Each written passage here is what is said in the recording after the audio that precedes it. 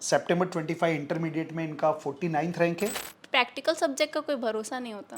MCQ के लिए कोई अलग से तैयारी करनी पड़ती है या जो मेन कंटेंट है बस उसी से तैयारी कर लो हो जाता है? कि आप कुछ भी कोर्स कर रहे हो, कुछ भी पढ़ रहे हो, कहीं जॉब भी कर रहे हो, हेल्थ बहुत इंपॉर्टेंट है। हेलो दोस्तों, आज मेरे साथ है प्राची गोयल।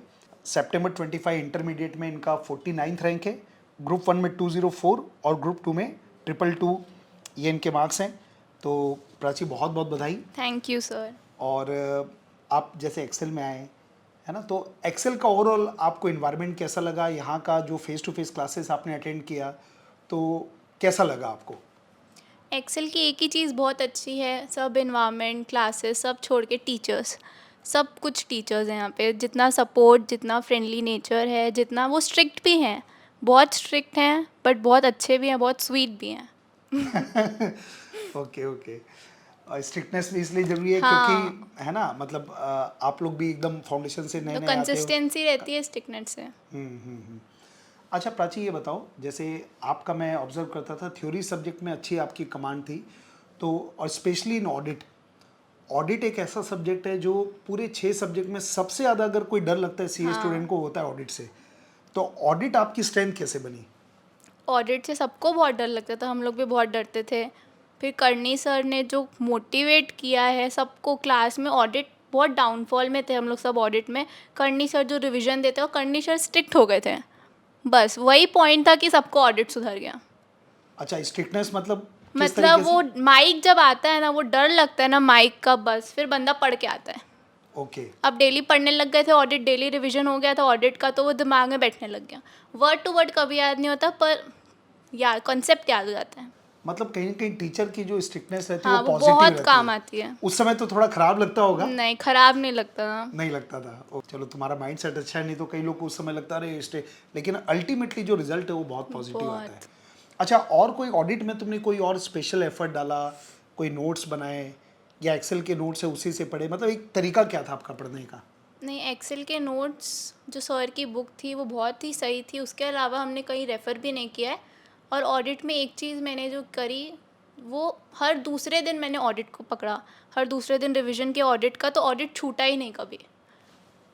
एक ओके। ऑल्टरनेट किया मैंने, और थ्योरी सब्जेक्ट में एक दिन लॉ, एक चैप्टर लॉ, फिर ऑडिट। फिर जब सेकेंड चैप्टर पढ़ते हैं ना लॉ या ऑडिट का थर्ड डे पे, तो फर्स्ट को एक बार वापस रिवाइज करना। तो ओके, माइंड में ना जब चीज़ें बार बार जाती है ना, तो वो रह जाती हैं। मतलब थ्योरी सब क्यूमुलेटिव रिवीजन किया बहुत आपने? ज़रूरी है। अच्छा, क्यूमुलेटिव रिवीजन में बहुत टाइम लगता है क्या कि अपन नहीं नहीं चैप्टर नहीं, 1 की बहुत तेजी से हो जाता है? मेरा ये मानना है सर, लिख लिख के करने से अच्छा ना माइंड गेम्स है। सब स्मार्ट वर्क करना चाहिए। माइंड में याद रखो, आपको कोई क्वेश्चन दिखा, आपने माइंड में सोच लिया कि ये 2 लाइन्स होंगी, 3 पैरा में आंसर आएगा, ऐसा होएगा, ऐसा आएगा, ऐसा आएगा। बस लिख लिख के मेरे को लगता है एनर्जी भी बहुत जाती है, और टाइम ना इतना नहीं होता है कि आप सब कुछ लिख लो। और वैसे भी एक्सेल में वीकली टेस्ट तो होता ही है, हाँ। तो उसमें तो आपको लिखने की एक हैबिट पड़ी जाती है। और कैचिंग पावर अच्छी है। वीकली वीकली टेस्ट का बेटा क्या कुछ फ़ायदा मिला आप लोग को? हाँ सर, वीकली टेस्ट बहुत ज़्यादा अच्छा था। उसी के चक्कर में ना पढ़ाई होती थी, मतलब डेली बेसिस पे ऑलमोस्ट 9 to 10 मंथ्स पढ़ना बहुत मुश्किल होता है। टेस्ट होता है ना, एक बूस्ट मिलता है टेस्ट की रात तक एकदम कि नहीं पढ़ना है, और टेस्ट में जब अच्छा आता है, सबको स्टेज पे बुलाते हो, वो और अच्छा लगता है। एक वो रहता है, अगर इस बार छूट गए तो नहीं अगली बार मेरे को हाँ, जाना है वो स्टेज बहुत पे। मोटिवेट होते हैं। और आप लोग का ग्रुप वगैरह कैसा था? मतलब ग्रुप में पढ़े हो कि अकेले पढ़े हो? नहीं, मैंने सोलो पढ़ाई करी है। ग्रुप था, क्लास में थे तब तक ग्रुप था, मैंने पीएल में सोलो पढ़ाई करी है। ओके ओके मतलब टच में थे पर पूरा ऐसा नहीं। ओके।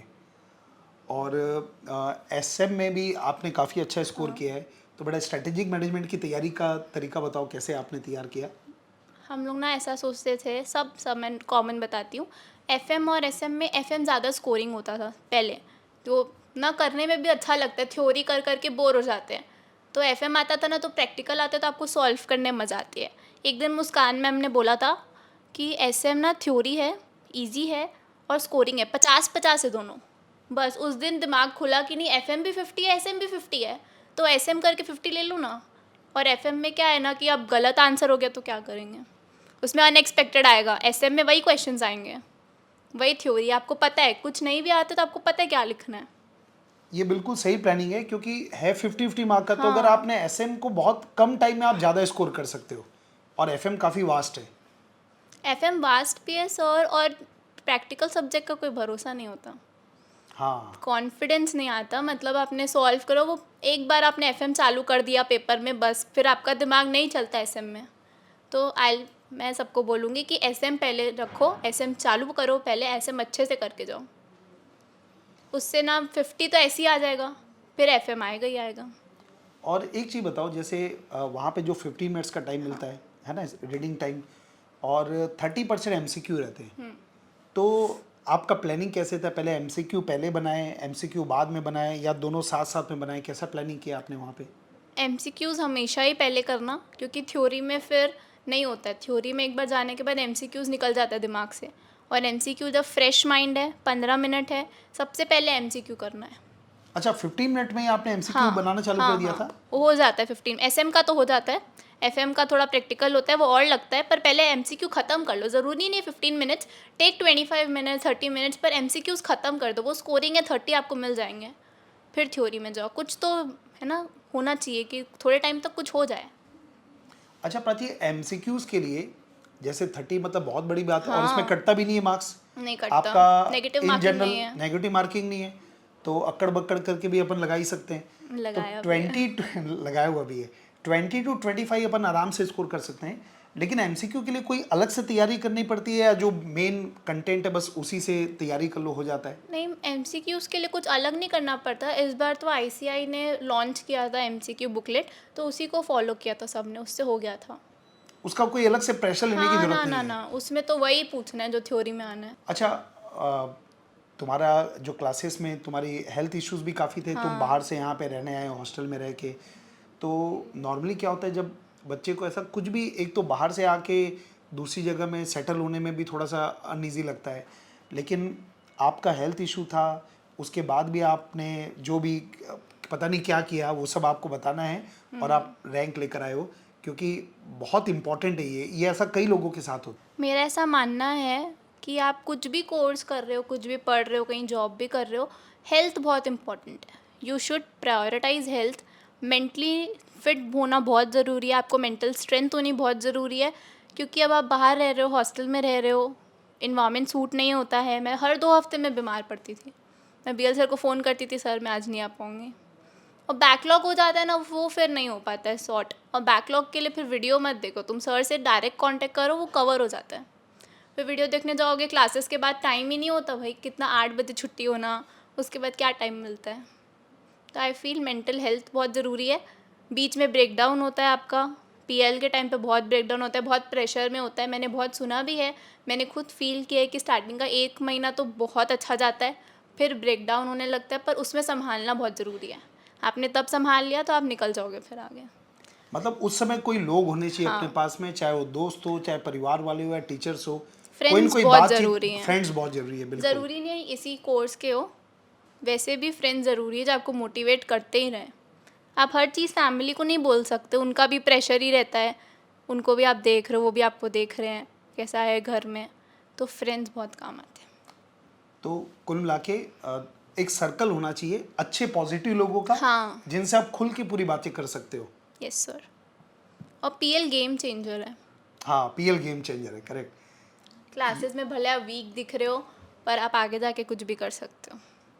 अच्छा प्राची, फाइनल वर्ड्स, अगर मतलब सोचा जाए कि किसी को ऑल इंडिया रैंक लेकर आना है, क्योंकि जो बच्चे मेहनत करते हैं वो ये चाहते हैं कि हम ऑल इंडिया रैंक लेकर आएँ, तो ऐसे क्या टिप आप देना चाहोगे हमारे व्यूअर्स को कि वो ऑल इंडिया रैंक लेकर आए? अकॉर्डिंग टू मी, मेरे को ऐसा लगता है हार्ड वर्क से ज़्यादा आपको स्मार्ट वर्क की ज़रूरत है। अपने आप को घिसने से, लिख लिख के करने से, डेली उतना 12-14 घंटा लगाने से अच्छा आप माइंड से करो। आप वही चीज़ 1 घंटे में कर रहे हो, वही चीज़ आपकी 10 मिनट में हो सकती है, और रिकॉल आपको बहुत स्ट्रांगली करना है। जितना जल्दी आप रिकॉल करोगे उतना आपके माइंड में वो चीज़ें रहती हैं, और पेपर तक भी रहती हैं। और पेपर की 1 रात पहले तक तो सो ही मत, मतलब सोना है 4 घंटा सोना है, और अच्छे से पढ़ना है, फुल पढ़ना है। उस दिन जो रिमेंबर होता है वही पेपर में याद आता है। और टीचर्स का सपोर्ट लेना बहुत ज़रूरी है, उनसे कांटेक्ट में रहो, फ्रेंड्स से कांटेक्ट में रहो, और हेल्दी रहो, माइंड भी अच्छा रहेगा। कुल मिला के आइसोलेटेड नहीं रहना है। हाँ, कई बार क्या होता है, छोटी सी प्रॉब्लम रहती है, आप अगर दोस्त से या टीचर से बात करोगे तो वो आपको ऐसे करके बाहर निकाल लेंगे, और नहीं तो बच्चा उसी में घूमते रहता है, गोल यस, गोल गोल गोल घूमते रहता है, और अल्टीमेटली अपना रिजल्ट खराब कर लेता है? सोशल मीडिया से दूर रहना चाहिए, जैसे इंस्टाग्राम है, या फिर बहुत ज़्यादा आप रील्स देखते हो, या व्हाट्सएप पे बहुत ज़्यादा फ्रेंड से बातें करते हो, चैटिंग वगैरह ज़्यादा है, उन सब से दूर रहो। बट मेरे को ऐसा लगता है अगर आप सोशल मीडिया पॉजिटिव यूज़ करो तो वो भी बहुत अच्छा है। कई लोगों के लिए एंटरटेनमेंट भी हो जाता है कि दिन का 10 घंटा पढ़ लिए, अब एक मूवी देख लिए। मैंने किया है सर ये। अच्छा। मैंने अपने आप को ब्राइब दी है बीच बीच में, टारगेट में, हर 2 हफ्ते में एक मूवी देखनी है। अच्छा, वेरी गुड कि ये कंप्लीट करूंगी फिर मैं मूवी। अरे मेरा वाह। टारगेट कंप्लीट हुआ, आज चॉकलेट केक खाना है। अच्छा, ये ये बहुत एकदम ये ज़रूरी यूनिक है। बात है तुम्हारी, वेरी गुड। बहुत सेल्फ मोटिवेशन करो, आपको कोई नहीं आके बोलेगा कि आपको करना है। आप खुद सोचो मेरा पूरा दिन का टारगेट हो गया, मेरे को अपने आप को गिफ्ट देना है। Good good good. मैंने पूरी मूवीज़ देखी हैं, थिएटर में जा जा के देखी हैं।